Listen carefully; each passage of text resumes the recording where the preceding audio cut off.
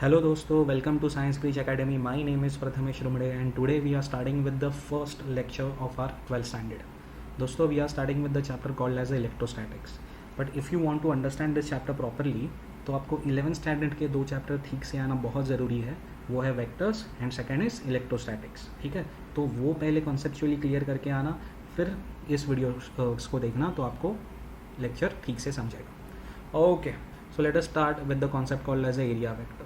दोस्तों ये जो कॉन्सेप्ट है एरिया वेक्टर, ये वापस 11th स्टैंडर्ड के टेक्स्ट बुक में है, येस और no. But without this you will not understand anything which is given in the 12th standard textbook. तो आप ये 11th स्टैंडर्ड का सिलेबस मत समझना. I have included this lecture in 12th standard. Okay, so let us start with the area vector. दोस्तों अभी तक हम लोग को ये लगता था कि एरिया एक स्केलर क्वांटिटी है, मतलब एरिया के पास सिर्फ और सिर्फ मैग्नीट्यूड है, डायरेक्शन नहीं है. पर दोस्तों ऐसा नहीं है. Area is not a scalar quantity, it is a vector quantity. इसके पास डायरेक्शन भी है और मैग्नीट्यूड भी है. सो let us understand how area is a vector quantity. ठीक है दोस्तों, मेरे पास एक रेक्टेंगल है. ये जो रेक्टेंगल है दोस्तों, ये एक ओपन फिगर है और ये एक प्लेन फिगर है. अभी आप बोल रहे हो ये क्या है, ओपन फिगर और प्लेन फिगर क्या है? दोस्तों देखिए, ध्यान दीजिए. अगर आप इस क्यूब को कंपेयर करोगे, इस क्यूब के एरिया को कंपेयर करोगे इस रेक्टेंगल के एरिया से, तो क्यूब का अगर आप एरिया देखोगे तो वो भी प्लेन है, ठीक है ना. पर दोस्तों ये क्लोज है. आई होप आपको समझ रहा है मैं क्या बोल रहा हूँ, ठीक है ना. ये क्लोज सरफेस एरिया है. अगर आप स्फीयर को कंपेयर करोगे, दोस्तों स्फीयर का जो सरफेस एरिया है वो प्लेन नहीं है, वो कर्व है. एंड सेकेंड वो क्लोज है. तो आई होप आपको समझ में आ रहा है. मैं इस रेक्टेंगल को open surface area and plane surface area cube बोल रहा हूँ, ठीक है. अच्छा चलो, लेट अस से कि इस एरिया का ये जो लेंथ है वो 2 मीटर है और ये जो लेंथ है वो से 3 मीटर है. तो क्या आप एरिया का मैग्नीट्यूड निकाल सकते हो, मतलब इस रेक्टेंगल का एरिया निकाल सकते हो? हाँ निकाल सकते हो. A is equal to 6 metre square. यहाँ तक तो आपको आता था, यस और नो. पर दोस्तों मैं आपको बोल रहा हूँ कि एरिया के पास सिर्फ मैग्नीट्यूड ना हो के एरिया के पास डायरेक्शन भी होता है, ठीक है ना. तो एरिया का डायरेक्शन कैसे निकालना है? तो दोस्तों ध्यान दीजिए, एरिया का डायरेक्शन सरफेस को हमेशा परपेंडिकुलर रहता है. एरिया का डायरेक्शन सरफेस को हमेशा परपेंडिकुलर रहता है. तो आपका ये अगर सरफेस एरिया है तो ए बार में ए नहीं बोल रहा हूँ, ए बार इसको परपेंडिकुलर रहेगा इस डायरेक्शन में, यस और नो, ठीक है ना. ए बार के लिए आपके पास यहाँ पे और एक ऑप्शन है, पीछे की तरफ ए बार परपेंडिकुलर रहेगा, यस और नो, ठीक है कि नहीं. तो दोस्तों आप हमेशा याद रखो कि एरिया का डायरेक्शन सरफेस एरिया को परपेंडिकुलर ही रहता है. आई होप आपको ये समझ में आ रहा है. तो दोस्तों क्या मैं लिख सकता हूँ ए बार, कि मैं कौन से भी वेक्टर को ऐसा लिख सकता हूँ, is equal to its magnitude which is A into A cap, yes or no. So a bar is equal to a into a cap, where a is the magnitude of a bar and a cap is the direction of a bar. अच्छा, magnitude of a bar कितना है आपने ऊपर निकाला है, that is 6 metre square, ठीक है ना. अभी a bar का डायरेक्शन कैसे होगा? दोस्तों a bar का direction which is a cap will be perpendicular to this surface area. अगर आप ठीक से ऑब्जर्व करोगे तो आपका ये जो रेक्टेंगल है वो YZ प्लेन में है. YZ प्लेन में है तो a cap will be along the positive direction of the x axis, उसको हम लोग i cap बोल सकते हैं, या along the negative direction of the x axis, जिसको हम लोग माइनस i cap बोल सकते हैं. तो क्या मैं a cap को रिप्लेस कर सकता हूँ i cap से? देखिए i cap will be perpendicular to the surface area, वो a बार के डायरेक्शन रहेगा, i cap a बार के डायरेक्शन में रहेगा, यस और नो, क्योंकि आपका सरफेस एरिया YZ प्लेन में है. आपके पास और एक ऑप्शन है, a बार को मैं लिख सकता हूँ, a बार का magnitude which is 6 metre square into minus I cap, वो भी तो परपेंडिकुलर है आपके एरिया को. तो माइनस आई कैप का माइनस मैं यहाँ पे लिख रहा हूँ इंटू आई कैप. दोस्तों दोनों आंसर सही है, यस और नो, ठीक है. दोस्तों यहाँ पे आइए, अभी मैंने आपके लिए एक स्क्वायर बनाया है और ये जो स्क्वायर है वो वाई एक्स प्लेन में है, ठीक है. अभी स्क्वायर का लेंथ ले लो से 4 मीटर. अगर इसका लेंथ 4 मीटर है तो एरिया निकाल सकते हो, हाँ आराम से निकाल सकते हो. 4 मीटर है तो 16 मीटर स्क्वायर आपके एरिया का मैग्नीट्यूड हो जाएगा. यहाँ पे जैसे 6 मीटर स्क्वायर था तो यहाँ पे 16 मीटर स्क्वायर आपके एरिया का मैग्नीट्यूड हो गया. पर आपको पता है एरिया के पास सिर्फ मैग्नीट्यूड ना होके उसके पास डायरेक्शन भी है. और डायरेक्शन कैसे रहेगा? डायरेक्शन आपके एरिया को परपेंडिकुलर रहेगा. तो अगर आपका एरिया वाई एक्स प्लेन में है तो A bar along Z axis होगा। आई होप आपको समझ में आ रहा है। मैं वापस बोल रहा हूँ, आपका एरिया अगर वाई एक्स प्लेन में है तो आपका एरिया वेक्टर का डायरेक्शन अलोंग एक्स एक्सिस होगा, तो अलोंग एक्स एक्सिस इस डायरेक्शन में भी हो सकता है, सॉरी अलोंग जेड एक्सिस होगा तो अलोंग जेड एक्सिस इस डायरेक्शन में भी हो सकता है, जिसको आप बोल सकते हो के कैप, और अलोंग दिस डायरेक्शन भी हो सकता है जिसको आप बोल सकते हो माइनस के कैप। आई होप आपको समझ में आ रहा है, ठीक है ना। तो क्या मैं ऐसा लिख सकता हूँ, A bar is equal to A bar का मैग्नीट्यूड इनटू ए बार का direction which is A cap. A bar का मैग्नीट्यूड कितना है दोस्तों, 16 मीटर स्क्वायर। अच्छा, A cap which is the direction of A bar which will always be perpendicular to the area. Perpendicular to the area मतलब आप के cap भी लिख सकते हो और माइनस के कैप भी लिख सकते हो। तो यहाँ पे मैं पहले लिख रहा हूँ के कैप। दूसरा ऑप्शन पे भी यहाँ पे लिख सकता हूँ मैं, ए बार को ऐसा भी लिख सकता हूँ, A bar is equal to minus 16 metre square के कैप। आई होप आपको समझ में आ रहा है, ठीक है दोस्तों। अभी ये एरिया देखिए, क्या ये एरिया ओपन है दोस्तों? हाँ, ये एरिया ओपन है। क्या ये एरिया प्लेन है दोस्तों? हाँ, एरिया प्लेन है दोस्तों। ये सर्कल है, 2 डायमेंशनल फिगर है, ये ओपन है स्क्वायर और रेक्टेंगल की तरह, और प्लेन भी है स्क्वायर और रेक्टेंगल की तरह, 2 डायमेंशनल फिगर है। यस और नो? तो इसका मैंने आपको रेडियस दे दिया से 3 मीटर। तो क्या मुझे आप इसका एरिया वेक्टर लिख के बता सकते हो? हाँ, पहले एरिया वेक्टर का मैग्नीट्यूड निकालते हैं। ए इज इक्वल टू, सर्कल है तो पाई आर स्क्वायर से अगर मैग्नीट्यूड निकाला तो हो जाएगा 9 पाई मीटर स्क्वायर। ये तो हो गया उसका मैग्नीट्यूड। अभी एरिया वेक्टर कैसे लिखते हैं दोस्तों? A bar is equal to A into A cap, और ए कैप जो होगा वो आपके सरफेस एरिया को परपेंडिकुलर होगा। अभी आपको दिख रहा है कि आपका जो ये सर्कल है वो एक्स जेड प्लेन में है, एक्स जेड प्लेन में है, तो इसका जो डायरेक्शन रहेगा आपके सरफेस को परपेंडिकुलर रहेगा, मतलब ऊपर के डायरेक्शन में। ये ए बार बोल सकता हूँ मैं, या नीचे के डायरेक्शन में, इसको भी मैं ए बार बोल सकता हूँ, बोथ आर वैलिड, ठीक है। तो मैं लिख सकता हूँ A bar is equal to A, that is 9 pi metre square into A cap. दोस्तों, A cap is along the Y axis, it can be along the positive direction of Y axis, that I can write as J cap, और along the negative direction of Y axis, that I can write as minus J cap. तो यहाँ पे मैं into J cap लिख सकता हूँ, A cap को replace कर सकता हूँ जे कैप से। आई होप आपको ये समझ में आ रहा है। और एक ऑप्शन है वो भी लिख देता हूँ, ये आपको अभी तक समझ में आ गया रहेगा। A bar is equal to minus 9 pi metre square J cap. दोस्तों, ये दोनों आंसर वैलिड है, ठीक है। ओके, चलिए आगे बढ़ते हैं दोस्तों। ये मैंने आपको क्यूब दिया है, अभी ये जो क्यूब जो सरफेस एरिया है, क्यूब का जो सरफेस एरिया है, मैंने बताया था in the beginning of the lecture कि ये प्लेन तो है। देखो सारे there are 6 faces, all are plane, और वो सारे ये क्यूब सरफेस एरिया कैसा है, क्लोज है, ठीक है ना। तो अभी क्लोज होने से क्या फ़र्क पड़ता है आप ठीक से समझ के लीजिए, ठीक है। अभी समझिए, सपोज मुझे इसका एरिया वेक्टर निकालना है, इस साइड का एरिया वेक्टर निकालना है, पूरे क्यूब का नहीं, क्यूब के एक साइड का एरिया वेक्टर निकालना है। और लेटर से क्यूब का जो एज है उसका लेंथ होगा से 2 मीटर। अगर 2 मीटर है सारे क्यूब का एज लेंथ, तो ये एरिया कितना हो गया, ये एरिया 2 इंटू 2 एरिया हो गया 4 मीटर स्क्वायर। यस और नो? अभी मैंने आपको बताया था एरिया वेक्टर का डायरेक्शन आपके सरफेस को हमेशा परपेंडिकुलर रहेगा। यस और नो? तो परपेंडिकुलर रहेगा तो आपके पास 2 ऑप्शंस आ गए, एक इस डायरेक्शन में, मतलब इसको मैं बोल सकता हूँ आई कैप के डायरेक्शन में, और ये इस डायरेक्शन में, मतलब माइनस आई कैप के डायरेक्शन में। अभी दोस्तों ध्यान दीजिए, अगर आपका सरफेस एरिया क्लोज है तो आप इनवर्ड डायरेक्शन नहीं ले सकते, अलाउड नहीं है। आपको सिर्फ आउटवर्ड डायरेक्शन ही लेना है जो आपके सरफेस एरिया को परपेंडिकुलर है, मतलब यहाँ पे माइनस आई कैप का ऑप्शन गया। अगर आपका सरफेस एरिया ओपन है तो दोनों ऑप्शंस अवेलेबल है, आप दोनों में से कुछ भी लीजिए, इट इज़ वैलिड। पर अगर आपका सरफेस एरिया क्लोज है तो आपको सिर्फ आउटवर्ड डायरेक्शन में जो परपेंडिकुलर डायरेक्शन है वही लेना है, इनवर्ड डायरेक्शन अलाउड नहीं है। तो इसका सरफेस एरिया वेक्टर मुझे लिखना पड़ेगा A bar is equal to 4 metre square which is A, ये ए हो गया ना, इंटू ए कैप, और ए कैप के जगह पे मैं सिर्फ अभी आई कैप लिख सकता हूँ, माइनस आई कैप नहीं लिख सकता। आई होप आपको समझ में आ रहा है। अच्छा चलो, अभी दोस्तों मैं ये सरफेस एरिया ले रहा हूँ, ये सरफेस एरिया ले रहा हूँ, ठीक है। इसका एरिया वेक्टर निकालते हैं। अभी इसका ए मैग्नीट्यूड तो उतना ही रहेगा, ये जितना यहाँ पे आया है, A is equal to 4 metre square. अभी डायरेक्शन दोस्तों, डायरेक्शन आपके पास 2 ऑप्शन है, एक ऊपर के डायरेक्शन में और एक नीचे के डायरेक्शन में। पर ये जो ऊपर का डायरेक्शन है वो तो क्लोज फिगर के इनवर्ड हो गया, तो आप ये नहीं ले सकते, तो आपके पास सिर्फ एक ही डायरेक्शन अवेलेबल है, और ये डायरेक्शन क्या है, it is along the negative direction of the Y axis, तो ये माइनस जे कैप है। तो इसका मैं एरिया वेक्टर लिख सकता हूँ A bar is equal to -4 metre square into J cap. Yes और नो?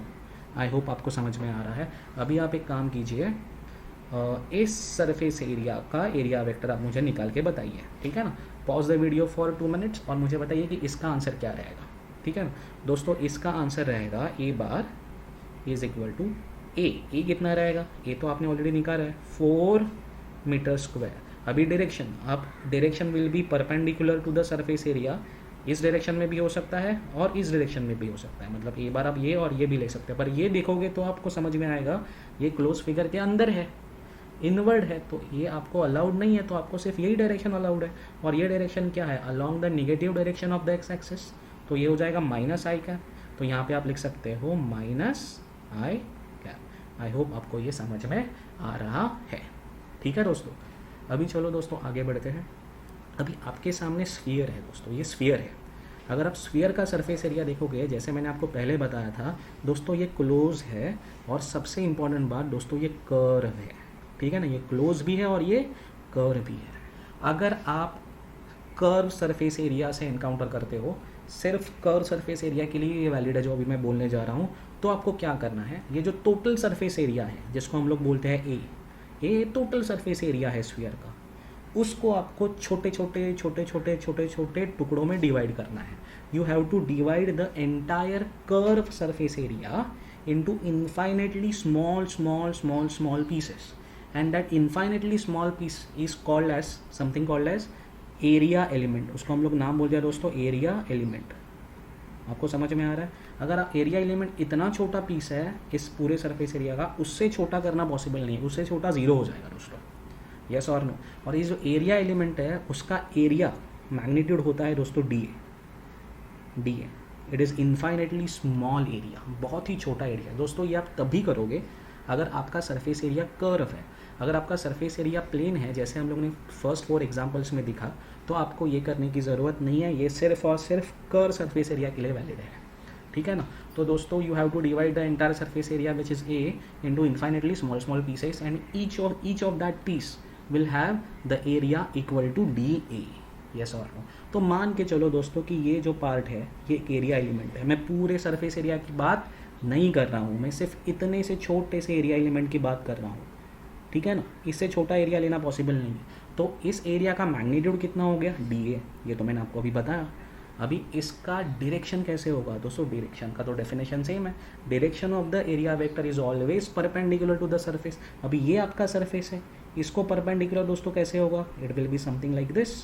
तो ये हो गया आपका डी ए बार, ये आपका हो गया D A bar. D A area का magnitude, D A bar area vector, ठीक है। अभी सपोज मैंने यहाँ से छोटा सा एरिया लिया, सपोज ये डी ए है, सपोज ये डी ए है, ठीक है ना, ये एरिया एलिमेंट है। एरिया वेक्टर कैसे रहेगा, इसको परपेंडिकुलर मुझे something like this, this is D A bar and this is D A, ठीक है ना। तो आप चाहिए तो कौन सा भी सरफेस एरिया का छोटा सा पार्ट ले सकते हो। Suppose this is an area element, ठीक है ना, इस एरिया का मैग्नीट्यूड कितना है, डी ए, ठीक है ना। एरिया वेक्टर कैसे रहेगा, इस छोटे से सरफेस एरिया को परपेंडिकुलर, मतलब इस डायरेक्शन में, तो ये हो जाएगा D A bar. I hope आपको समझ में आ रहा है, ठीक है। अभी दोस्तों हम लोग ने ये जो 5 फिगर्स में जो सीखा है, let us apply this in this figure. दोस्तों ये सिलेंडर है, ये लास्ट फिगर, और ये सिलेंडर है, आपको ये समझ में आ रहा है दोस्तों। सिलेंडर के पास अगर आप डिवाइड करोगे तो 3 सरफेस एरिया है, एक टॉप सर्कुलर, बॉटम सर्कुलर और ये कर्व, ठीक है ना।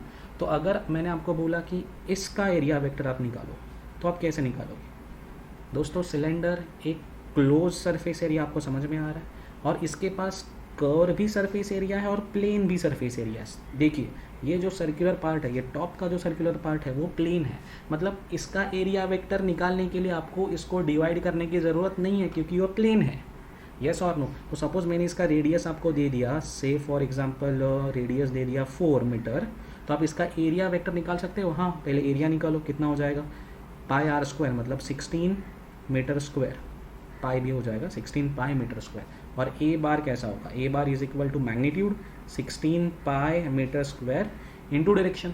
अभी इसके पास भी 2 ऑप्शन है, एक ऊपर के डायरेक्शन में और एक नीचे के डायरेक्शन में। पर आप ये नीचे वाला नहीं ले सकते क्योंकि क्लोज फिगर है और इनसाइड डायरेक्शन एरिया का अलाउड नहीं है, ठीक है ना। तो आपके पास सिर्फ ऊपर का direction, that means along the positive direction of Y axis आपके पास है, तो आप वो लिख सकते हो इनटू जे कैप, यस और नो। अच्छा, क्या मुझे इसके बारे में आप बता सकते हो, इसका एरिया वेक्टर निकाल सकते हो? हाँ, बहुत ईजी है दोस्तों। A bar is equal to, अब इसके पास भी दो ऑप्शन है, ये एक और ये नीचे का, पर ये तो नहीं ले सकते आप क्योंकि ये फिगर के अंदर चला जाएगा और ये क्लोज फिगर है। आप सिर्फ बाहर की तरफ आ सकते हो। तो अगर बाहर की तरफ आ रहे हो तो downward direction which is along the negative direction of axis, तो माइनस जे कैप आप ले सकते हो और यहाँ पे आप आपका पूरा आंसर लिख सकते हो। A bar is equal to 16 pi metre square into minus J cap का ये minus into J cap, yes और नो। अभी ये जो सिलेंडर का जो बाकी का पार्ट बचा है दोस्तों वो कर्व है, ठीक है ना, वो कर्व है। अगर कर्व सरफेस एरिया है तो क्या करना है आपको, कर्व सरफेस एरिया को आपको इन्फाइनेटली स्मॉल पीसेस में डिवाइड करना है। हर एक पीस को हम लोग बोलते हैं एरिया एलिमेंट और हर एक पीस का एरिया का मैग्नीट्यूड रहेगा डी ए। तो सपोज मैंने ये एरिया एलिमेंट लिया, ठीक है ना, ये डी ए है, तो D A bar will be perpendicular to this, exactly perpendicular to this, ये डी ए बार हो जाएगा। आई होप आपको समझ रहा है। अभी आप सपोज यहाँ पे ले लो छोटा सा एरिया एलिमेंट, इसका इस एरिया, ये एरिया कितना है डी ए, दोस्तों डी ए बार ये हो जाएगा,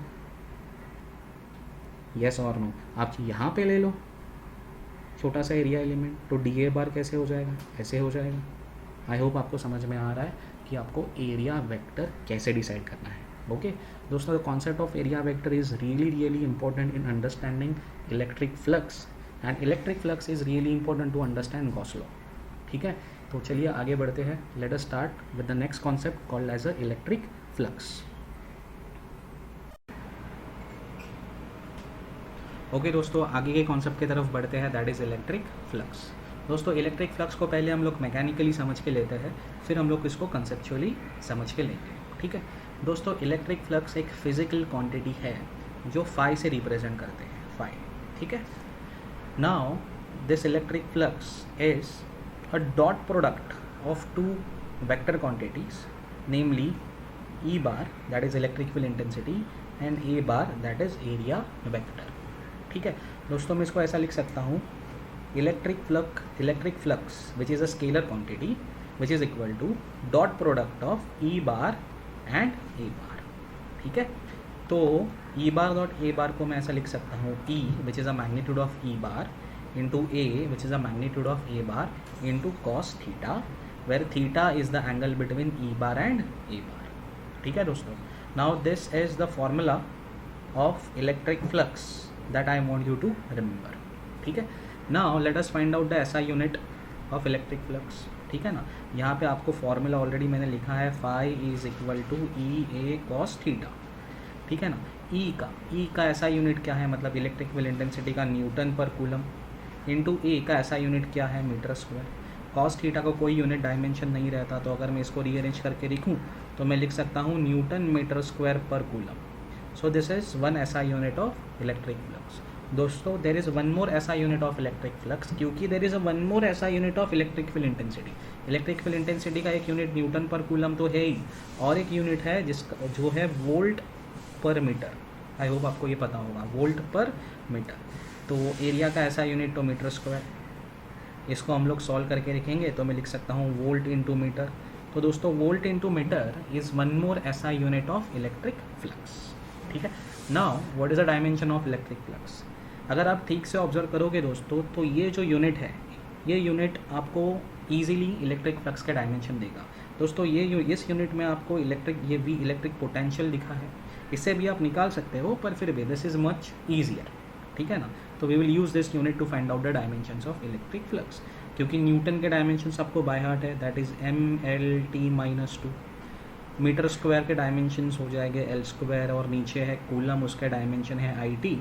इसको अगर मैं लॉज ऑफ इंडाइसेस से सॉल्व करूँ तो आंसर आएगा ML/3 T-3 I-1, yes or no. These are the dimensions of electric flux, ठीक है दोस्तों। This is the introductory information about the electric flux.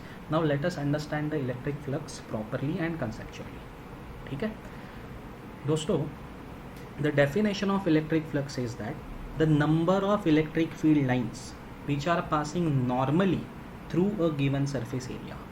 ठीक है ना, एक सरफेस एरिया से कितने इलेक्ट्रिक फील्ड लाइंस नॉर्मली मतलब परपेंडिकुलरली पास हो रहे हैं, वही उस एरिया का इलेक्ट्रिक फ्लक्स है। दोस्तों आपको क्या करना है, दोस्तों आपको लेना है एक इलेक्ट्रिक फील्ड, फिर उस इलेक्ट्रिक फील्ड को आपको रिप्रेजेंट करना है इलेक्ट्रिक फील्ड लाइन से, फिर उस इलेक्ट्रिक फील्ड में आपको एक एरिया रखना है, फिर वो एरिया रखने के बाद एक एरिया रखना है, area can be anything. Area रखने के बाद आपको ये देखना है कि उस एरिया में से कितने इलेक्ट्रिक फील्ड लाइंस नॉर्मली पास हो रहे हैं। सिर्फ पास हो रहे हैं आपको नहीं देखने हैं, नॉर्मली पास हो रहे हैं। ठीक है, मतलब दो लाइंस पास हो रहे हैं, एक नॉर्मली पास हो रही है और दूसरी सिर्फ पास हो रही है, तो आपको वो दूसरी लाइन नहीं लेनी है, आपको वही लाइन लेनी है जो नॉर्मली पास हो रही है। ठीक है, now let us understand this concept bye a simple examples. Okay दोस्तों, यहाँ पे अगर आप देखोगे तो मेरे पास एक यूनिफॉर्म इलेक्ट्रिक फील्ड है। यूनिफॉर्म इलेक्ट्रिक फील्ड, आपको पता है कि uniform electric field is represented by electric field lines which are equidistant and parallel to each other. You can see these white lines which are equidistant and parallel to each other. You also know that कि electric field lines they always start from the positively charged object and they always terminate at negatively charged object. ठीक है, तो हमारे पास दोस्तों एक uniform electric field है। Now I want you to understand thoroughly कि what do you mean by a uniform electric field. दोस्तों a field is called as a uniform electric field if the direction and the magnitude of electric field intensity at any point in that electric field is same. Okay चलो समझ के लेते हैं। अगर ये electric field uniform है तो इस यूनिफॉर्म फील्ड में अगर मैं कौन सा भी एक आर्बिट्री पॉइंट ले लूँ, फॉर एग्जांपल मैंने ये पॉइंट लिया ए, इस पॉइंट ए पे जो इस यूनिफॉर्म इलेक्ट्रिक फील्ड में है, इस पॉइंट ए पे मुझे इलेक्ट्रिक फील्ड इंटेंसिटी को फाइंड करना है। दोस्तों क्या करना है, देखिए आप क्या कीजिए, एक +5 कूलम का चार्ज लाइए और इस पॉइंट ए पे रखिए।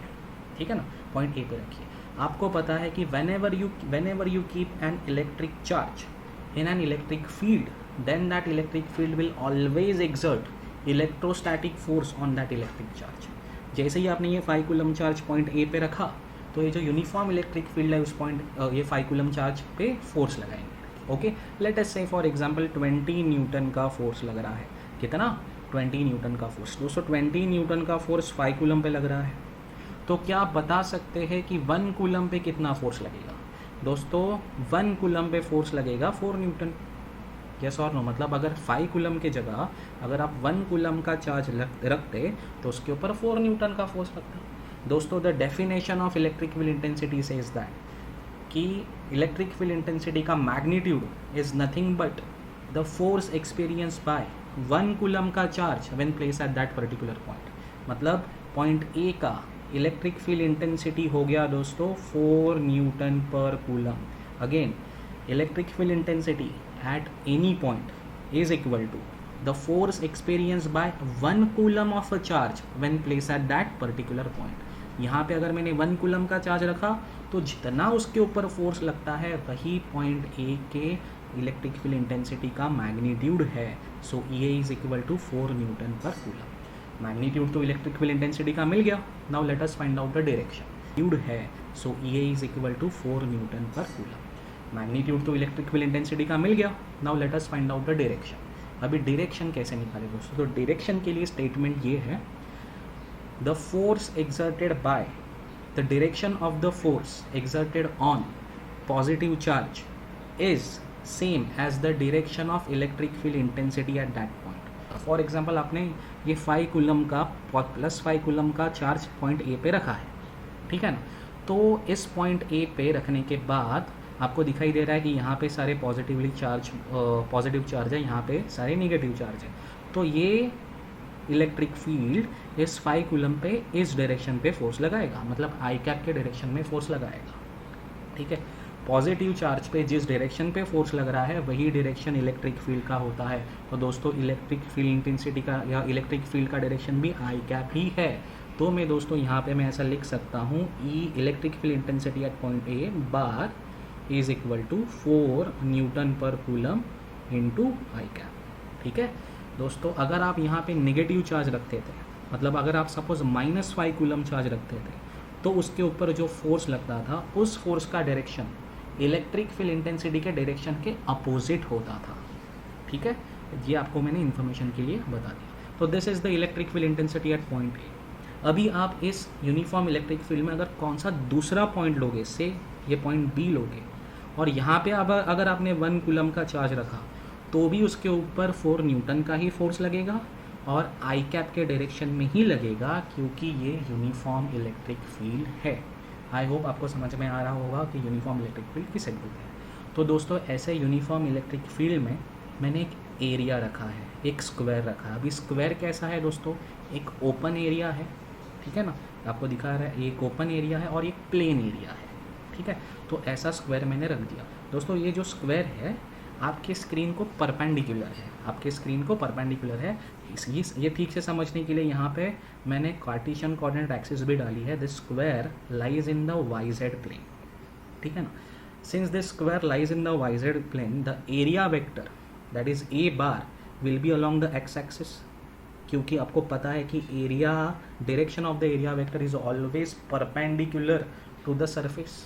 तो ये आपका ए बार, यस और नो, तो ये क्या हो गया आपका A bar which is always perpendicular to the surface area. तो इस डायग्राम को देख के क्या मैं ऐसा लिख सकता हूँ कि A bar is equal to A which is a magnitude of A bar into I cap, yes और नो। तो यहाँ पे आपको ठीक से ऑब्जर्व करने के बाद ये समझ में आ रहा रहेगा कि एरिया इस पर्टिकुलर एरिया इस तरीके से रखने के बाद इलेक्ट्रिक फील्ड में जितने इलेक्ट्रिक फील्ड लाइंस इस एरिया से जा रही है, जितने इलेक्ट्रिक फील्ड लाइंस इस एरिया से जा रही है, मैं ये नहीं बोल रहा हूँ कि सारे इलेक्ट्रिक फील्ड लाइंस जा रही है, पर जितने इलेक्ट्रिक फील्ड लाइंस इस एरिया से जा रही है वो सारी की सारी इस एरिया को परपेंडिकुलर इंटरसेक्ट करके जा रही है, ठीक है। मतलब से फॉर एग्जांपल यहाँ से 1 2 3 इलेक्ट्रिक फील्ड लाइंस जा रही है और सारे के सारे इस एरिया से परपेंडिकुलर जा रही है, ये नहीं जा रही है, पर जितने जा रही है उतनी परपेंडिकुलर जा रही है। तो इस केस में मैं ऐसा बोल सकता हूँ कि electric flux link with this area is maximum, ठीक है ना, क्योंकि वापस मैं बोल रहा हूँ कि मैंने एरिया इस तरीके से रखा है कि एरिया से जाने वाले जितने इलेक्ट्रिक फील्ड लाइंस हैं वो इस एरिया से परपेंडिकुलर निकल रहे हैं, ठीक है। और इलेक्ट्रिक फ्लक्स का डेफिनेशन ही है ये कि number of electric field lines which are passing through the given surface area normally. जितने ज़्यादा इलेक्ट्रिक फील्ड लाइंस पास होंगे नॉर्मली, उतना electric flux link with the given area ज़्यादा होगा। यहाँ पे तो जितने जा रहे हैं वो सारे के सारे परपेंडिकुलर पास हो रहे हैं, तो electric flux link with this area is maximum, ठीक है दोस्तों। अभी यही चीज़ हम लोग फॉर्मूला से भी डिराइव करते हैं दोस्तों। अभी हम लोग ने देखा इलेक्ट्रिक फ्लक्स का फॉर्मूला है phi is equal to E bar dot A bar, इसको मैं लिख सकता हूँ E A cos theta, where theta is the angle between the A bar and E bar. अभी आप मुझे बताइए what is the angle between the A bar and E bar. दोस्तों ए बार आई कैप के direction में देख रहा है, इलेक्ट्रिक फील्ड इंटेंसिटी ई बार वो भी आई कैप के डायरेक्शन में देख रहा है। तो क्या मैं बोल सकता हूँ कि ई बार और ए बार, देखो ये जो एरिया, ये जो वेक्टर है वो मैंने आपके लिए ई बार के लिखा है, E bar is equal to 4 newton per coulomb I cap, ठीक है। तो देखो ई बार का वेक्टर और ए बार का वेक्टर एक ही डायरेक्शन में देख रहा है, तो दोनों के बीच में एंगल कितना होगा दोस्तों, 0 डिग्री। अगर 0 डिग्री है तो फाई इज इक्वल टू कितना होगा, E A cos 0 and cos 0 is 1। So this is the maximum flux link with the given area. Okay, so दोस्तों मैं समराइज कर रहा हूँ, आप ठीक से ध्यान दो। If you have open plane area place in an electric field such that all the lines which are passing through that area are passing normally through that area, then the electric flux linked with that area is maximum. इसी statement को मैं इसी statement को ऐसा भी बोल सकता हूँ, if you have open plane area place in an uniform electric field in such a way that the direction of the area vector and electric field is same, that means the angle between the area vector and electric field intensity is 0 degree, then the electric flux linked with that area is maximum. I hope आपको ये case 1 समझ में आ रहा है। Now let us understand case 2 दोस्तों, ठीक है दोस्तों। केस 2 में मैंने वो सेम एरिया लिया है, सेम इलेक्ट्रिक फील्ड लिया है, कुछ चेंज नहीं किया है, बट द ओरिएंटेशन, या आप बोलो जिस तरीके से मैंने एरिया को इलेक्ट्रिक फील्ड में रखा है वो अलग है दोस्तों। इस केस में अगर आप देखोगे तो आपका एरिया, ये जो मैंने एरिया लिया है वो स्क्रीन को परपेंडिकुलर है दोस्तों। इस केस में भी जो एरिया लिया है वो स्क्रीन को परपेंडिकुलर है, पर इस केस में आपका फर्स्ट केस में एरिया YZ प्लेन में था, इस केस 2 में आपका जो एरिया है वो XZ प्लेन में है। ठीक है, अगर आपका एरिया XZ प्लेन में है तो एरिया वेक्टर जो सरफेस को हमेशा परपेंडिकुलर रहेगा वो अलोंग द y एक्सिस रहेगा, पॉजिटिव या निगेटिव आप कैसे भी लो, अलोंग द y एक्सिस रहेगा। तो क्या मैं यहाँ पे लिख सकता हूँ कि ए बार, इस केस में मैं ऐसा लिख सकता हूँ, A bar is equal to A into, मैं कंसिडर कर रहा हूँ positive direction of y axis into J cap, yes और नो। ठीक है, अभी आप यहाँ पे ऑब्जर्व करोगे तो यहाँ पे एरिया भी है, इलेक्ट्रिक फील्ड भी है, पर इलेक्ट्रिक फील्ड का एक भी line, not a single electric field line is passing through this area.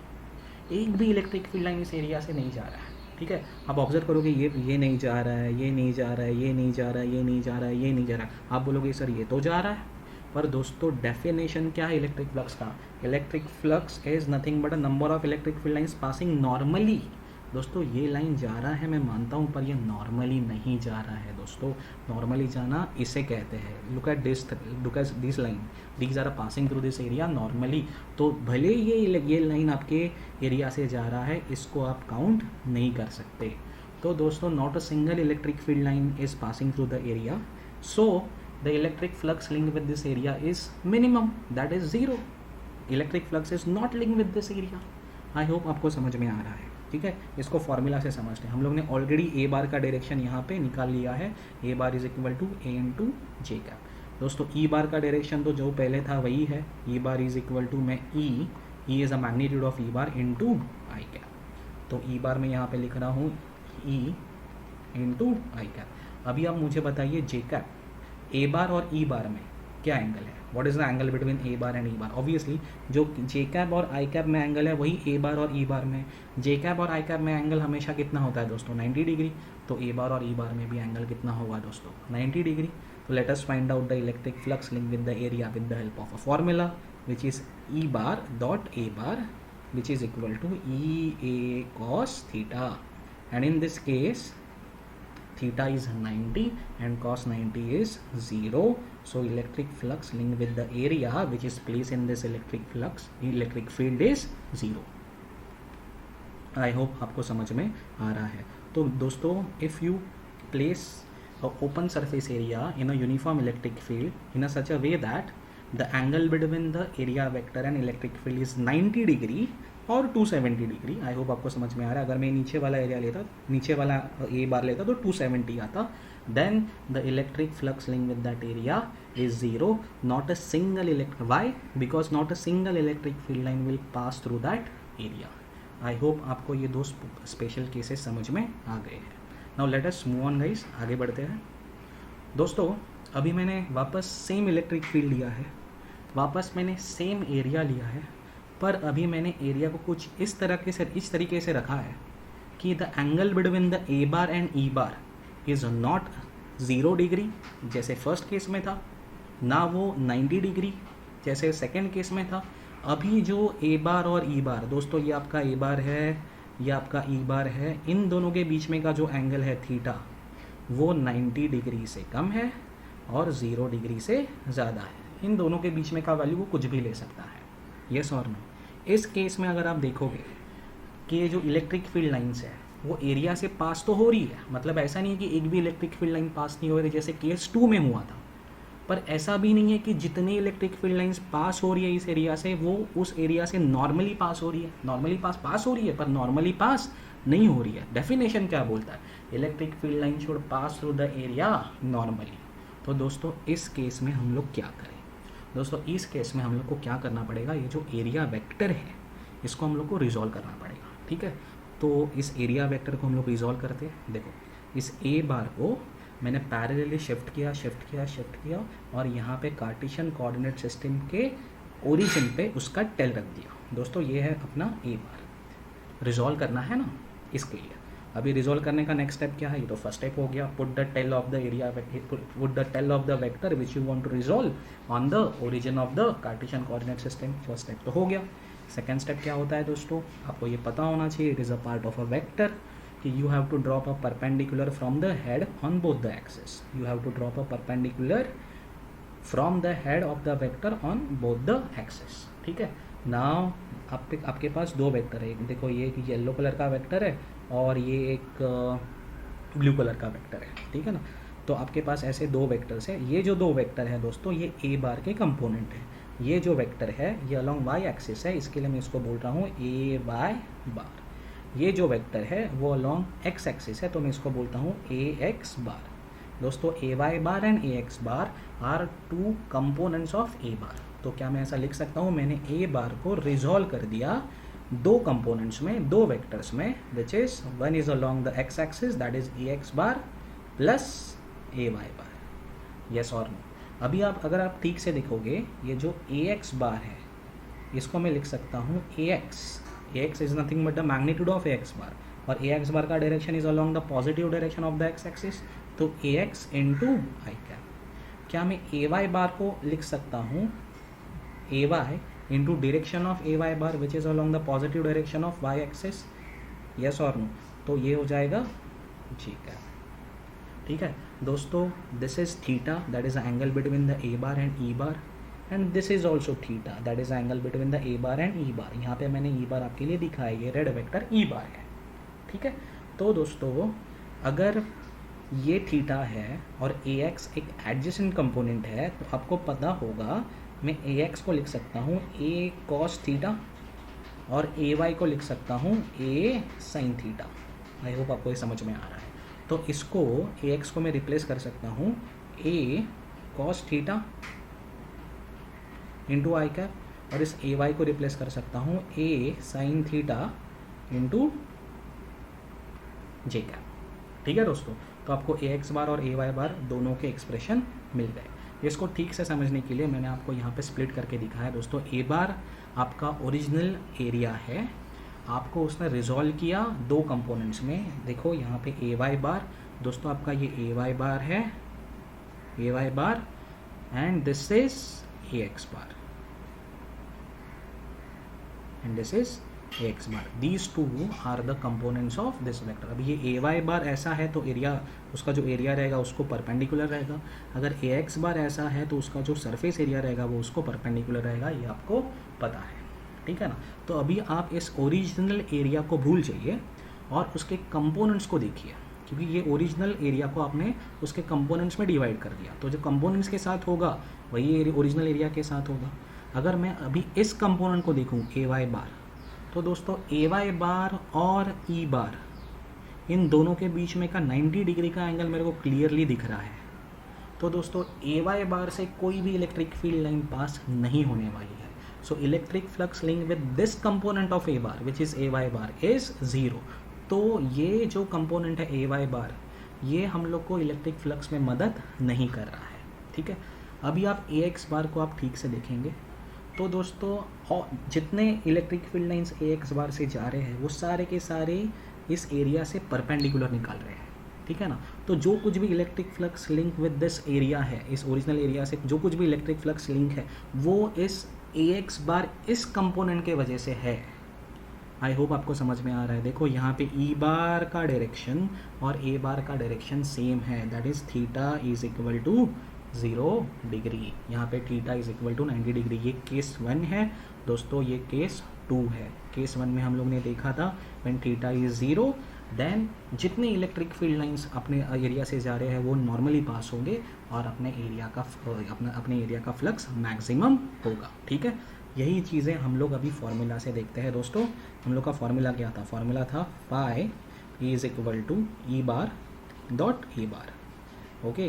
This E bar which can also be written as E A cos theta।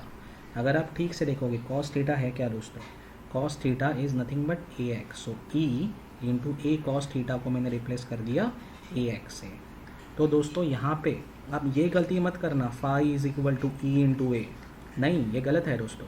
ये आप तभी लिखोगे कि जब ओरिजिनल एरिया और इलेक्ट्रिक फील्ड इंटेंसिटी के बीच में का डायरेक्शन सेम हो, दोनों का डायरेक्शन सेम हो।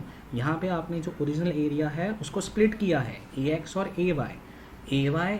आपके पिक्चर से गया अभी ये ए का जो कंपोनेंट है ए वाई ए एक्स बार, आपको सिर्फ उसको ही कंसिडर करना है आपके इक्वेशन में। दोस्तों आपको पता रहेगा वेक्टर्स में हम लोग ने पढ़ा था कि A X is that component of a A bar which is in the direction of E bar, और हम लोग को यही कंपोनेंट चाहिए। We will take that component of a area which is in the area vector which is in the direction of electric field intensity. I hope आपको ये समझ में आ रहा है, ठीक है। तो दोस्तों आगे बढ़ते हैं। ये एक क्वेश्चन है जो आपका इलेक्ट्रिक फ्लक्स का कॉन्सेप्ट क्रिस्टल क्लियर करेगा, ठीक है। दोस्तों यहाँ पे मैंने एक क्यूब रखा है, क्यूब, ठीक है।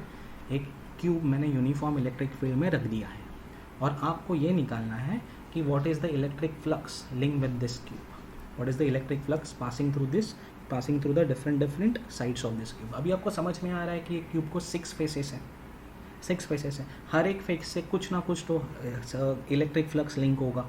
6 फेसेस है तो हम लोग ऐसा बोलते हैं कि late us say that the electric flux link with the first area is φ1, second area is φ2, like that the sixth electric flux link with the sixth area is φ6। तो टोटल इलेक्ट्रिक फ्लक्स आपको कैसे निकालना है, φ is equal to φ1 plus φ2 plus φ3 plus φ4 plus φ5 plus φ6। Okay दोस्तों, आपको पता है electric flux एक स्केलर क्वांटिटी है, उनको add when you are adding them तो आपको डायरेक्शन का देखने का ज़रूरत नहीं है, ठीक है। तो हम लोग क्या करते हैं दोस्तों, एक एक सरफेस का टोटल 6 है, हम लोग इलेक्ट्रिक फ्लक्स निकालते हैं, फिर इस सबको ऐड करते हैं, ठीक है। पहली बात तो मैंने आपको ऑलरेडी ई बार दिया है, ई बार यहाँ पे लिखा हूँ, बाद में वापस लिखूँगा, E bar is equal to E into I cap, ठीक है ना। तो इस डायरेक्शन में आपका इलेक्ट्रिक फील्ड है, ठीक है। चलो पहला हम लोग ए बी सी डी ये एरिया लेते हैं, बाकी के क्यूब के सरफेस को भूल जाओ, अब सिर्फ याद रखो ए बी सी डी, ठीक है ना। तो ए बी सी डी का एरिया वेक्टर कैसे लिखूँ, A bar is equal to, मैं इसको बोलता हूँ A1 bar is equal to A. अभी इसमें यहाँ पे मैं A1 नहीं लिख रहा हूँ क्योंकि सारे सरफेस का मैग्नीट्यूड सेम है, तो यहाँ पे A1 A2 लिखने का मतलब नहीं है। अच्छा, अभी इस ए बी सी डी का डायरेक्शन कैसा होगा दोस्तों, ए बी सी डी का जो एरिया वेक्टर का डायरेक्शन होगा that will be towards you, मतलब मैं क्या लिख सकता हूँ, के कैप। क्या ये आपको समझ में आ रहा है? मैं ए बी सी डी के बारे में बोल रहा हूँ, ए बी सी डी को मैंने एरिया वेक्टर को A1 बार बोला है and that is A into K cap, ठीक है। अच्छा, अभी इलेक्ट्रिक फ्लक्स कितना है, इलेक्ट्रिक फील्ड इंटेंसिटी कितना है, E इंटू आई कैप। अच्छा, what is the angle between the A bar and A1 bar and this E बार। दोस्तों जो आई कैप और के कैप में एंगल होगा वही ई बार और A1 बार में एंगल होगा। आई कैप और के कैप में एंगल कितना है, 90। दोस्तों अगर इन दोनों में एंगल 90 है तो एरिया, तो आप मुझे बताइए what is the flux link with the area, obviously 0। तो आपका φ1 क्या आएगा, 0। देखो दोस्तों, ये जो ये जो प्लेन है ए बी सी डी, इस प्लेन से एक भी इलेक्ट्रिक फील्ड लाइन नॉर्मली पास नहीं हो रही है, आप ठीक से सोचो। So electric flux link with this area A B C D is 0, ठीक है। वैसे ही हम लोग अभी क्या करते हैं कि इस ए बी सी डी का एग्जैक्टली अपोजिट फेस, मतलब जी एफ ई एच लेते हैं, ठीक है ना। अगर आप इसको ऑब्जर्व करोगे दोस्तों, तो इस एरिया से भी एक भी इलेक्ट्रिक फील्ड लाइन नहीं पास हो रही है, ठीक है। नॉर्मली पास नहीं हो रही है, पास तो वैसे हो रहे हैं, नॉर्मली पास नहीं हो रही है। इसको हम लोग सॉल्व करते हैं, आपको और ठीक से समझेगा। इसको मैं बोलता हूँ E2 बार, ठीक है। मैं जी एफ ई एच के बारे में बात कर रहा हूँ। क्या आप A2 बार लिख सकते हैं मेरे लिए? A2 बार का मैग्नीट्यूड कितना रहेगा, A। दोस्तों ये क्यूब है, सबका सरफेस एरिया का मैग्नीट्यूड तो सेम ही रहेगा, डायरेक्शन अलग अलग रहेगा। डायरेक्शन आपको क्या लेना है, आपको पता है, डायरेक्शन आपको लेना है आउटवर्ड, क्योंकि ये क्लोज सरफेस है। तो आउटवर्ड डायरेक्शन अगर मैं ये लूँ तो it will be perpendicular to the screen and inward, ऐसा हो जाएगा। स्क्रीन के रिस्पेक्ट में अगर मैं बोला तो मुझे लिखना पड़ेगा माइनस के कैप, ये माइनस के कैप का ये माइनस इधर के कैप, और इलेक्ट्रिक फील्ड तो सब सरफेस के लिए सेम है, तो E bar is equal to E into I cap. अभी मुझे बोलिए कि इन दोनों के बीच में एंगल कितना है, इन दोनों के बीच में एंगल कितना है। ऑब्वियसली जो इन दोनों के बीच में एंगल है वो इन दोनों के बीच में एंगल है, के कैप माइनस के कैप और आई कैप के बीच में एंगल 90 होता है, तो वही एंगल इन दोनों के बीच में होगा। अगर इन दोनों के बीच में का एंगल 90 है तो electric flux passing through the area GFEH is 0। I hope आपको ये समझ में आ रहा है। तो हम लोग ने 2 सरफेस एरिया कवर कर लिए और 4 सरफेस एरिया करने हैं, ठीक है। ओके, नाउ दोस्तों let us take this surface area ADFG, ठीक है ना। इसको मैं एरिया वेक्टर को बोलता हूँ A3। क्या मैं A3 बार को ऐसा लिख सकता हूँ A3 3 का ज़रूरत नहीं है, A इंटू यूनिट वेक्टर। अभी यूनिट वेक्टर कैसा होगा दोस्तों, ऐसा, ठीक है ना। इनवर्ड नहीं लिख सकते, आपको सिर्फ बाहर की तरफ लेना है। तो क्या मैं इसको लिख सकता हूँ J कैप? यस, मैं लिख सकता हूँ। इलेक्ट्रिक फील्ड तो हर वेक्टर हर सरफेस के लिए सेम है, तो हो जाएगा E इंटू आई कैप। अभी इन दोनों के बीच में एंगल कितना है, वापस थीटा इज इक्वल टू 90 आ गया दोस्तों, तो आपको φ3 मिलेगा 0। सिमिलरली अगर आप ये एरिया लो, मतलब मैं नाम लिखता हूँ यहाँ पे BCEH, electric flux link with this area will also become 0। Why? Because the angle between the area vector and electric field intensity will be 90 degree. तो दोस्तों ये जो 4 सरफेस है, ये फर्स्ट, ये सेकंड, ये आपके सामने जो है ABCD, और इसका अपोजिटली, इसका जो एग्जैक्टली अपोजिट है वो, उसमें से एक भी इलेक्ट्रिक फील्ड लाइन नॉर्मली पास नहीं हो रही है, तो there is no flux link with that. अभी 2 सरफेस एरिया बचे दोस्तों, 2 सरफेस एरिया बचे जो इंपॉर्टेंट है, वो है DCEF। इसमें से देखते हैं कि electric what is the electric flux link with this area, ठीक है दोस्तों। अच्छा, पहले हम लोग, मैं लिखता हूँ A phi bar is equal to A into I cap. I hope आपको समझ में आ रहा है दोस्तों, ये आई कैप होगा, माइनस आई कैप मैं नहीं ले सकता। ओके, अभी E bar is equal to E into I cap. अभी इन दोनों के बीच में एंगल कितना है दोस्तों, इन दोनों के बीच में एंगल है 0। तो what is the flux phi कितना होगा दोस्तों, ठीक है ना। एंगल दोनों के बीच में कितना है, 0। तो मैं लिख रहा हूँ A phi bar dot E बार, ठीक है ना। A phi बार कितना है दोस्तों, A phi बार का मैग्नीट्यूड है E बार का मैग्नीट्यूड है E, दोनों के बीच में एंगल है 0, तो cos 0 आपका आंसर आ गया A इंटू E। यस और नो, ठीक है। अभी हम लोग दोस्तों इस सरफेस एरिया के बारे में सोचते हैं, दैट इज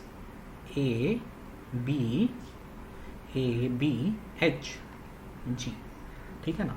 अभी इसका एरिया वेक्टर कैसे लिखे दोस्तों, A6 bar is equal to A bar. अभी आपको जो एरिया जो लेंगे तो इसको परपेंडिकुलर रहेगा, तो ये माइनस आई कैप हो जाएगा। तो यहाँ पे मैं लिख सकता हूँ, बार का ज़रूरत नहीं है, माइनस आई कैप। यस और नो, आई होप आपको समझ रहा है। इलेक्ट्रिक फील्ड इंटेंसिटी तो सबके लिए सेम है, that is E bar is equal to E into I cap. अभी इन 2 वेक्टर्स के बीच में का एंगल कितना है, एक आई कैप है, एक माइनस आई कैप है, तो obviously the angle between them is will be 180 degree, ठीक है। तो φ6 कैसे निकाले दोस्तों, φ6 is equal to E bar dot A6 bar. अच्छा दोस्तों, E बार का मैग्नीट्यूड क्या है, A6 बार का मैग्नीट्यूड क्या है, A, और इन दोनों के बीच में का एंगल 180 डिग्री।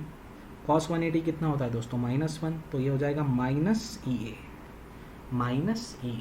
तो हम लोग को सारी फेसेस का, we know the electric flux link with the all 6 faces of a cube.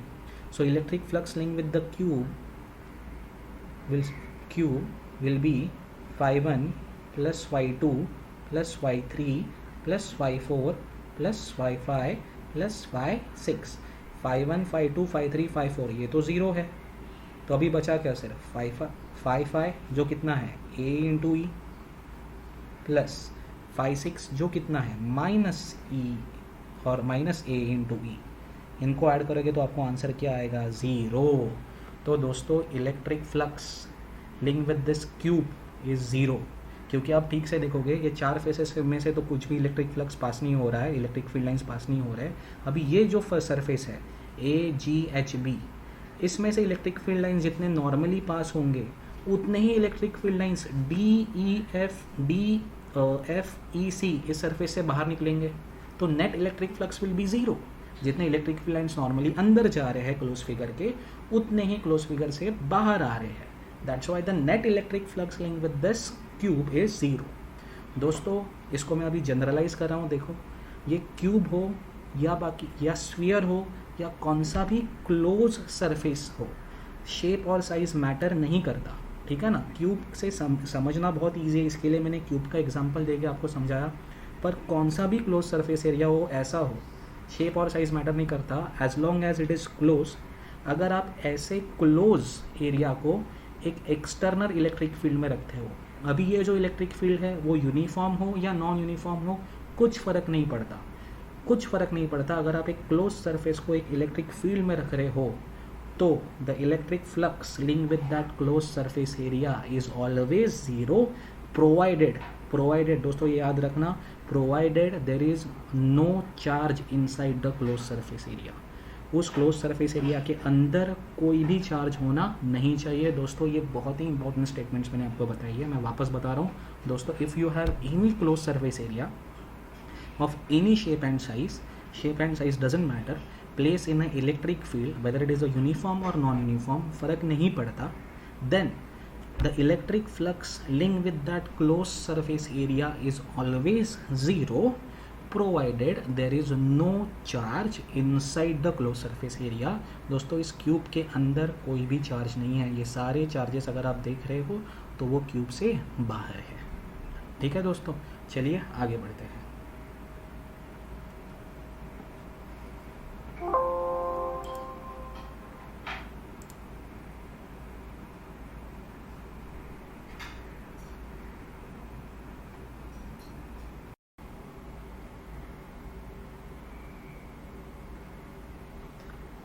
Okay दोस्तों, अभी जो हम लोग ने इलेक्ट्रिक फ्लक्स का फॉर्मूला देखा था वो ये है, phi is equal to E bar dot A bar. इसे हम सिंप्लीफाई करके ऐसा भी लिख सकते हैं, E A cos theta, where E is a magnitude of E bar, A is a magnitude of A bar and theta is the angle between that. पर दोस्तों ये फॉर्मूला जो आपके सामने आपने लिखा है, ये आप तभी यूज़ कर सकते हैं अगर आपका इलेक्ट्रिक फील्ड यूनिफॉर्म है और उस इलेक्ट्रिक यूनिफॉर्म फील्ड में आपने जो एरिया रखा है वो प्लेन एरिया है, तभी आप ये फॉर्मूला यूज़ कर सकते हैं, ठीक है ना।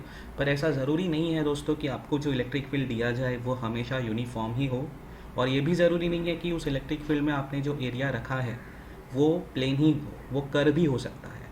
तो अगर आपने कर्व एरिया एक नॉन यूनिफॉर्म इलेक्ट्रिक फील्ड में रखा तो आपको कौन सा फॉर्मूला यूज़ करना है, आइए देखते हैं, ठीक है। अभी ये केस 1 में आप देख सकते हैं दोस्तों, यहाँ पे मैंने जो इलेक्ट्रिक फील्ड लिया है वो इलेक्ट्रिक फील्ड यूनिफॉर्म है, ठीक है ना, इलेक्ट्रिक फील्ड यूनिफॉर्म है। बट इलेक्ट्रिक फील्ड में जो मैंने ये एरिया रखा है आपको वो क्लियरली दिख रहा है कि वो प्लेन ना होके वो कर्व है, ठीक है। और उस कर्व शेप को कोई मतलब नाम भी नहीं है, मतलब ये सर्कल नहीं है या कोई ऐसा ज्योमेट्रिकल शेप नहीं है, ये इरेगुलर कर्व है, पर ये कर्व है। तो अभी आप इस कर्व सरफेस एरिया से जाने वाला इलेक्ट्रिक फ्लक्स कैसे निकाल सकते हैं, ठीक है दोस्तों। तो दोस्तों अगर आपको कर्व सरफेस एरिया दिखा तो आपको पता है आपको क्या करना है, इस पूरे सरफेस एरिया को आपको छोटे छोटे टुकड़ों में डिवाइड करना है। You have to divide that surface area into infinitely small pieces and each piece is called as a area element having the area equal to D और डी आप कुछ भी बोल सकते हैं, ठीक है। से फॉर एग्जाम्पल बहुत सारे छोटे छोटे पीसेस में से सपोज मैं ये छोटा सा पीस लेता हूँ, ठीक है ना, छोटा सा पीस, ये एरिया एलिमेंट लिया मैंने। अगर ये एरिया एलिमेंट है तो इसका एरिया का मैग्नीट्यूड कितना है आपको पता है, डी एरिया का मैग्नीट्यूड हो गया डी। अच्छा, डी ए बार मतलब डायरेक्शन ऑफ द एरिया, एक वेक्टर क्या रहेगा, इस छोटे से एरिया को परपेंडिकुलर, मतलब ये रहेगा दोस्तों, यस और नो, तो ये हो जाएगा डी ए बार। अभी इस छोटे से एरिया से आपको इलेक्ट्रिक फ्लक्स निकालना है, तो इसमें से जाने वाला इलेक्ट्रिक फील्ड देखो कैसा है, इलेक्ट्रिक फील्ड तो इस डायरेक्शन में है दोस्तों, इलेक्ट्रिक फील्ड इस डायरेक्शन में है, ये आपका ई बार, और इन दोनों के बीच में का एंगल है थीटा, यस और no. So this very small electric flux linked with this very small area dA can be calculated as E bar dot dA bar, which can also be written as E dA cos theta, yes or no। दोस्तों ये जो electric flux आपने निकाला है, this electric flux is only passing through और it is only linked with this small area. आप पूरे surface के बारे में बात नहीं कर रहे हो, तो अभी क्या करना पड़ेगा आपको, अभी आपको दूसरा सरफेस एरिया लेना पड़ेगा। फॉर एग्जांपल से आपने ये सरफेस एरिया ले लिया, ये छोटा सा सरफेस एरिया ले लिया, यस और नो। यहाँ से आप देखेंगे कि ये जो अगर ये डी है तो ये डी ए बार होगा, ये डी ए बार होगा, और ये होगा ई बार, और ये होगा आपका थीटा। तो electric flux link with this small area, this small area, this small area, again आप निकाल सकते हो ई डी ए कॉस थीटा से। दोस्तों ये एक्सप्रेशन ये सिर्फ इस एरिया के लिए है और ये एक्सप्रेशन इस एरिया के लिए। दोस्तों आपको ऐसा, ये जो मैंने जिस तरीके से मैंने यहाँ पे छोटा छोटा इलेक्ट्रिक फ्लक्स निकाला है, वैसे आपको छोटे छोटे इलेक्ट्रिक फ्लक्स हर एरिया का निकालना पड़ेगा। फिर पूरे एरिया का निकालने के बाद आपको ये जो छोटे छोटे इलेक्ट्रिक फ्लक्स है डी फाई उनको ऐड करना पड़ेगा, फिर आपको टोटल एरिया का इलेक्ट्रिक फ्लक्स मिलेगा। पर दोस्तों ये जो हम लोग ने ये डी फाई जो हम लोग ने इस पूरे एरिया को जो डिवाइड किया है वो तो इन्फाइनेटली स्मॉल पीसेस में किया है, तो ये तो प्रोसेस तो चलता रहेगा, तो हम लोग ये फिजिकली तो नहीं कर सकते। इसके लिए हम लोग को दोस्तों एक मैथमेटिकल टूल दिया है, उसको बोलते हैं हम लोग इंटीग्रेशन। आपको क्या करना है, आपका ये जो एक्सप्रेशन है E D A cos theta, दोस्तों ये तो एक छोटे से सरफेस एरिया का इलेक्ट्रिक फ्लक्स है। अगर आपको पूरे सरफेस एरिया का इलेक्ट्रिक फ्लक्स निकालना है तो आपको करना पड़ेगा दोनों साइड को integrate. I am integrating both the side, integration of D phi D phi D phi D phi D phi D phi D phi, जितने डी फाई है अगर मैं उनको सारों को जोड़ दूँ तो मुझे मिलेगा phi is equal to integration of E D A cos theta, या इसको मैं ऐसा भी लिख सकता हूँ integration of E bar dot D A bar. दोस्तों ये आपका इलेक्ट्रिक फ्लक्स का जनरल फॉर्मूला है। अभी इसके पहले जो हम लोग ने फॉर्मूले देखे ये और या बोलो ये इससे डिराइव हुआ है, ये आपका जनरल फॉर्मूला, ये आपको याद रखना है, ठीक है। अभी आप सेकंड केस में देखिए, इस केस में आपने जो एरिया लिया है वो तो प्लेन है, आपको दिख रहा है एरिया तो प्लेन है, पर ये जो इलेक्ट्रिक फील्ड मैंने लिया है वो यूनिफॉर्म नहीं है। देखो ये जो इलेक्ट्रिक फील्ड लाइन्स है वो एक दूसरे को पैरेलल नहीं है, वो नॉन यूनिफॉर्म इलेक्ट्रिक फील्ड है। अगर इस केस में आपको इस प्लेन एरिया से जाने वाला इलेक्ट्रिक फ्लक्स निकालना है तो भी आपको यहाँ पे जो हम लोग ने प्रोसीजर फॉलो किया वही करना पड़ेगा, मतलब पूरे सरफेस एरिया को छोटे छोटे सरफेस एरिया में डिवाइड करना पड़ेगा, फिर हर एक सरफेस एरिया का इलेक्ट्रिक फ्लक्स निकालना पड़ेगा जिसको हम लोग डी फाई बोलेंगे, फिर इंटीग्रेशन को वो सारे डी फाई को ऐड करके आपको टोटल इलेक्ट्रिक फ्लक्स मिलेगा। मतलब इस केस में भी आपको यही फॉर्मूला यूज़ करना है, ठीक है। अभी देखो थर्ड केस में देखिए, इस थर्ड केस में अगर आप देखोगे तो मैंने जो इलेक्ट्रिक फील्ड लिया है वो भी नॉन यूनिफॉर्म है और जो मैंने एरिया लिया है वो भी कर्व है। तो इस केस में भी आपको सेम प्रोसीजर फॉलो करनी है दोस्तों, पूरे कर्व एरिया को छोटे छोटे एरिया में डिवाइड करना है, फिर हर एक एरिया से जाने वाला इलेक्ट्रिक फ्लक्स निकालना है जिसको हम लोग डी फाई बोलते हैं, फिर उसको डी फाई को इंटीग्रेट करना है, आपको पूरे एरिया से जाने वाला फ्लक्स मिलेगा। तो आपके लिए फ्लक्स का फॉर्मूला है दोस्तों integration of E bar dot D A bar, yes और नो। अगर आपका इलेक्ट्रिक फील्ड नॉन यूनिफॉर्म है तो आपको ये फॉर्मूला यूज़ करना है, अगर आपका जो एरिया है वो कर्व है तो आपको ये फॉर्मूला यूज़ करना है, अगर आपका इलेक्ट्रिक फील्ड भी नॉन यूनिफॉर्म है और आपका एरिया भी कर्व है तो भी आपको ये फॉर्मूला यूज़ करना है। अगर आपका इलेक्ट्रिक फील्ड यूनिफॉर्म है और उस इलेक्ट्रिक फील्ड में रखा हुआ एरिया जो है वो भी प्लेन है तो आपको इसका सिंपल वर्जन यूज़ करना है, वो है ई बार डॉट ए बार। आप पूरा सरफेस एरिया लोगे इस केस में।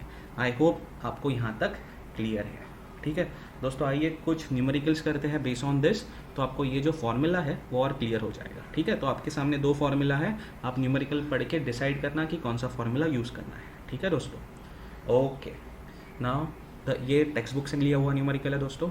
The electric field in a region is given by E bar 5 newton per coulomb के कैप, ठीक है। Calculate the electric flux through a square side of 10 centimetre in the following cases. Okay देखो first sentence पढ़ने के बाद मुझे समझ में आता है दोस्तों, मेरा जो इलेक्ट्रिक फील्ड है क्या वो यूनिफॉर्म है। देखिए उसका मैग्नीट्यूड क्या है 5 न्यूटन पर कूलम और उसका डायरेक्शन क्या है के कैप, मतलब मैग्नीट्यूड एक ही होगा। किसी भी पॉइंट में अगर आप मैग्नीट्यूड लोगे तो इलेक्ट्रिक फील्ड इंटेंसिटी का मैग्नीट्यूड 5 न्यूटन पर कूलम ही होगा और डायरेक्शन के कैप ही होगा। तो आपका ये जो इलेक्ट्रिक फील्ड दिया है वो यूनिफॉर्म है। आई होप आपको ये क्लियर है। अच्छा इस इलेक्ट्रिक फील्ड में जो उन लोग ने एरिया रखा है वो है एक स्क्वायर जिसका साइड है 10 सेंटीमीटर, मतलब ये जो स्क्वायर है वो प्लेन फिगर है और आपका इलेक्ट्रिक फील्ड भी यूनिफॉर्म है और आपको जो इलेक्ट्रिक फ्लक्स निकालने को बोला है इस केस में therefore I can use the formula phi is equal to E bar dot A bar. I hope आपको समझ में आ रहा है। दिया हुआ इलेक्ट्रिक फील्ड यूनिफॉर्म है और इलेक्ट्रिक फील्ड में रखा हुआ जो एरिया है वो स्क्वायर है और स्क्वायर एक प्लेन फिगर है, इसके लिए मैं ये सिंपल वाला फॉर्मूला यूज़ कर सकता हूँ, मुझे इंटीग्रेशन वाला फॉर्मूला यूज़ करने की ज़रूरत नहीं है। ठीक है ना। तो अभी हम लोग को 3 केसेस दिए हैं कि वो स्क्वायर कैसे कैसे अलग अलग ओरिएंटेशन में रखा है। फर्स्ट केस में the square is along the X Y plane, second case में the square is along X Z plane, the normal to the square makes an angle of 45 degree with the Z axis. आपको तीनों case में electric flux through the square निकालना है। मैंने आपको bracket में answers दे दिए हैं, प्लीज़ आप खुद ट्राई कीजिए, then we will solve together. ठीक है दोस्तों, आगे बढ़ते हैं। देखिए फर्स्ट केस में हम लोग सॉल्व करते हैं, आगे बढ़ते हैं। देखो फर्स्ट केस में क्या दिया, the square is along X Y plane. ये मेरा एक्स वाई प्लेन है और ये मेरा स्क्वायर है, ठीक है ना। If the square is along X Y plane then जो दोस्तों एरिया वेक्टर होगा, एरिया वेक्टर मतलब A bar is equal to, उसको मैं जनरली पहले लिखता हूँ A into A cap, yes और नो, ठीक है ना। इसका एरिया वेक्टर, इसका एरिया वेक्टर, इसका मैंने जनरल फॉर्मूला लिख दिया ए इंटू ए कैप। ए इसका मैग्नीट्यूड है। मैग्नीट्यूड कैसे निकाले दोस्तों, हम लोग को स्क्वायर का साइड दिया हुआ है, कितना दिया हुआ है 10 सेंटीमीटर दिया हुआ है ना। अभी हम लोग को उसका स्क्वायर करना है 10 सेंटीमीटर इंटू, इसको पहले हम लोग SI यूनिट में कन्वर्ट कर सकते हैं 0.1 इंटू 0.1, तो आपका एरिया आएगा 10⁻⁻² मीटर। आई होप इतना यूनिट कन्वर्जन आपको आ रहा है। 10⁻² मीटर आपका एरिया हो गया। अभी ए कैप आपके एरिया का डायरेक्शन है। मैंने आपको बहुत बार बोला कि एरिया का डायरेक्शन आपके सरफेस को परपेंडिकुलर रहेगा। अगर आपका सरफेस YX प्लेन में है तो उसको perpendicular direction will B along the Z axis. आप पॉजिटिव भी ले सकते हैं, निगेटिव भी ले सकते हैं, पर मैं यहाँ पे पॉजिटिव ले रहा हूँ तो के कैप हो जाएगा दोस्तों, के कैप। येस और नो, तो ए बार मुझे मिल गया। ई बार उन लोगों ने ऑलरेडी दिया है, E bar is equal to 5 newton per coulomb के कैप। येस और नो, यहाँ पे मुझे दिख रहा है ए बार और ई बार दोनों के कैप मतलब एक ही डायरेक्शन में दिख रहे हैं, तो थीटा कितना हो जाएगा दोस्तों, थीटा 0 डिग्री हो जाएगा। तो क्या मैं अभी फॉर्मूला यूज़ करूँ, हाँ, phi is equal to E A cos theta. दोस्तों ई कितना है मेरा, ई है 5, एरिया कितना है मेरा 10⁻², और कॉस जीरो कितना होता है दोस्तों 1, तो 5 इंटू 10⁻² वोल्ट मीटर में लिख सकता हूँ या न्यूटन मीटर स्क्वायर पर कूलम, ये दोनों यूनिट्स दोस्तों इलेक्ट्रिक फ्लक्स के है। आई होप आपको ये फर्स्ट पार्ट क्लियर हुआ है। अभी सेकंड पार्ट में क्या दिया है दोस्तों, the square is along XZ plane, the square is along XZ plane. मैं यहाँ से स्टार्ट कर रहा हूँ दोस्तों। मैं वापस जनरल इक्वेशन लिख रहा हूँ एरिया वेक्टर का। Area vector A bar is equal to A into A cap. दोस्तों वही एरिया रखा है, मतलब मैग्नीट्यूड तो सेम होगा, मतलब 10⁻² मीटर। ए कैप अभी ए बार का डायरेक्शन है जो एक्सजेड प्लेन को परपेंडिकुलर होगा।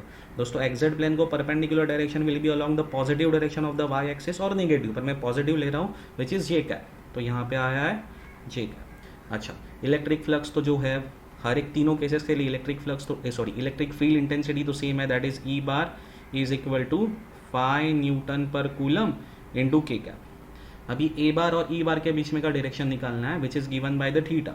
दोस्तों ए बार और ई बार के बीच में वही डायरेक्शन रहेगा जो जे कैप और के कैप के बीच में रहेगा। जे कैप और के कैप हमेशा एक दूसरे को परपेंडिकुलर रहते हैं, तो ए बार और ई बार भी इस केस में एक दूसरे को परपेंडिकुलर रहेगा, मतलब उन दोनों के बीच में एंगल 90 डिग्री रहेगा। मैं फॉर्मूला यहाँ पे लिख देता हूँ दोस्तों, phi is equal to E A cos theta.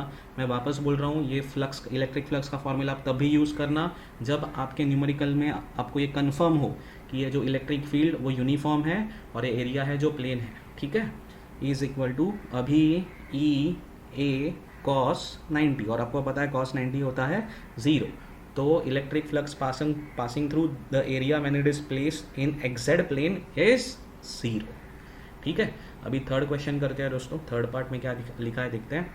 The normal to the square makes an angle to the 45 degree with the Z axis.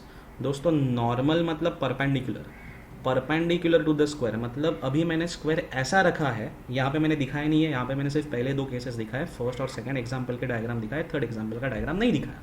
हम लोग वो समझ के ले सकते हैं दोस्तों। Perpendicular to the square makes an angle of 45 degree with the Z axis. अगर आप ठीक से देखोगे कि नॉर्मल मतलब परपेंडिकुलर टू द स्क्वायर, यही आपके एरिया वेक्टर का डायरेक्शन होता है, मतलब ए बार। क्या मैं ऐसा लिख सकता हूँ इस पूरे स्टेटमेंट को, इस ये 3 वर्ड्स को रिप्लेस करके, A bar makes an angle of 45 degree with the Z axis, because normal to the square is nothing but A bar ना दोस्तों। So A bar makes an angle of 45 degree with the Z axis. अभी आप देखोगे कि अब अगर आपका electric field है वो के कैब है, अलॉन्ग के कैब है, मतलब वो अलॉन्ग जेड एक्सिस ही है, अलॉन्ग जेड एक्सिस ही है। तो क्या मैं ऐसा लिख सकता हूँ इसको रिप्लेस करके कि A bar makes an angle of 45 degree with E bar. Yes और नो? देखिए आप यहाँ पे देखिए कि E bar is along K cap, मतलब अलोंग जेड एक्सिस, तो ए बार और ई बार के बीच में का एंगल आपको दिया है, दैट इज थीटा। कितना दिया आपको? 45 डिग्री दिया है। अभी तो आप आराम से निकाल सकते हैं, अभी आप फ्लक्स निकाल सकते हैं, phi is equal to E A cos 45। अभी ई कितना दिया आपको? ई दिया आपको 5 newton per coulomb, area 10⁻², cos 45 1/√2। दोस्तों आप इसको सॉल्व करो, 5 डिवाइडेड बाय √2 का वैल्यू आपको बाय हार्ट होना चाहिए 1.414 इंटू 10⁻²। अगर आप इसको सॉल्व करोगे, आपको जो मैंने यहाँ पे ब्रैकेट में आंसर लिखा है 3.536 इंटू 10⁻² वोल्ट मीटर, ये आंसर मिल जाएगा। आई होप आपको ये कंसेप्चुअली क्लियर है। ठीक है दोस्तों, चलिए आगे बढ़ते हैं। इफ ई बार आपको आई जे के फॉर्म में दिया है, is given like this, calculate the electric flux through a surface of area 20 units in Y Z plane. दोस्तों डायग्राम निकालो और ये ट्राई करो। यहाँ पे मैंने आपको आंसर ऑलरेडी दे दिया है, पर आप खुद से ट्राई करो। ठीक है, चलिए आगे बढ़ते हैं दोस्तों, हम खुद ट्राई करते हैं। Calculate the electric flux through surface of area 20 units in Y Z plane. दोस्तों ये देखो मेरा एरिया वाई जेड प्लेन में है, ठीक है ना। तो पहले मैं एरिया का जनरल फार्मूला लिख देता हूँ, ए बार, एरिया वेक्टर का general formula A bar is equal to A into A cap. Yes और नो? अभी ए तो मुझे 20 यूनिट्स दिया है, मैग्नीट्यूड मेरे को यहाँ से क्लियरली 20 यूनिट्स दिया है। अगर मेरा एरिया वाई जेड प्लेन में है, तो एरिया वेक्टर का डायरेक्शन, मतलब ए बार का डायरेक्शन वाई जेड प्लेन को परपेंडिकुलर होगा, मतलब अलोंग एक्स एक्सिस होगा। अलोंग एक्स एक्सिस में आई कैप ले सकता हूँ, तो मुझे ये ए बार मिल गया दोस्तों। और ई बार तो मुझे ऑलरेडी दिया हुआ है, that is 6 I cap plus 3 J cap plus 4 के कैप। अभी फ्लक्स निकालना है, आपको फ्लक्स पता है। फॉर्मूला यूज़ करने से पहले कंफर्म कर लो कि आपका इलेक्ट्रिक फील्ड यूनिफॉर्म होना चाहिए और आपका एरिया जो है वो प्लेन होना चाहिए। ठीक है, तो फाई इज इक्वल टू, क्या मैं डॉट प्रोडक्ट यूज़ कर सकता हूँ? हाँ यूज़ कर सकता हूँ, ई बार डॉट ए बार। अच्छा, यहाँ पे मुझे ई bar dot E A cos theta, यहाँ तक जाने की ज़रूरत नहीं है कि इन दोनों के बीच में का एंगल नहीं दिया हुआ है, ए बार और ई बार आई जे के फॉर्म में दिया हुआ है, तो मैं यहाँ से ही सॉल्व कर सकता हूँ। ये आपको समझ में आएगा अगर आपका वेक्टर क्लियर है तो मैं लिख सकता हूँ 6 आई कैप प्लस 3 जे कैप प्लस 4 के कैप, ये ई बार हो गया। और ये ए बार क्या है दोस्तों? 20 आई कैप।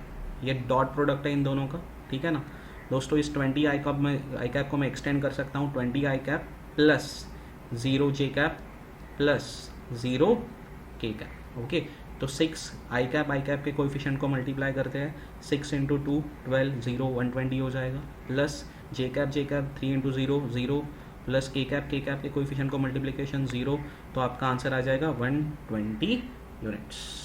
यस और नो? 120 यूनिट्स दोस्तों, ये आपका फ्लक्स का आंसर है।